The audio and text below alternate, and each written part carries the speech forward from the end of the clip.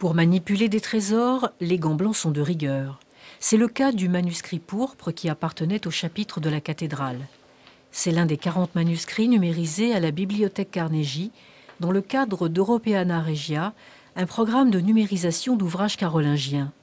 Ces parchemins couverts de pourpre, d'or et d'argent sont habituellement conservés dans la réserve précieuse où chaleur et humidité sont strictement contrôlées. Si Reims est l'un des sites où est menée l'opération de numérisation, c'est parce que la ville possède un fonds ancien important. À certaines périodes de l'histoire, c'est une région qui a été brillante. C'est le cas à l'époque carolingienne, où on avait des abbayes, le chapitre de la cathédrale bien sûr, mais également l'abbaye Saint-Thierry, qui ont été vraiment des centres intellectuels importants au niveau européen. Et des centres de création donc.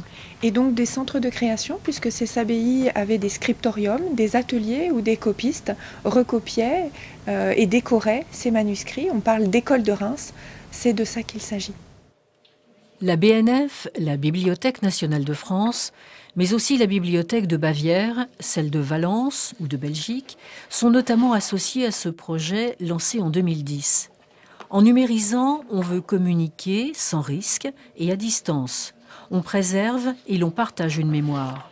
Pour cela, sans casser la reliure, on photographie les manuscrits feuillet par feuillet avant un traitement informatique des clichés.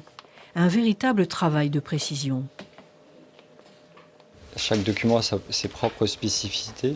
Donc on a mis en place un système que l'on a développé sur mesure pour qu'on puisse s'adapter à un maximum de documents suivant leurs spécificités, sachant qu'ils sont en parchemin, avec des reliures souvent rigides et avec des caractéristiques de page entre des ornements ou des dorures qui font qu'il faut refaire sortir l'information pour qu'elle soit la plus belle possible.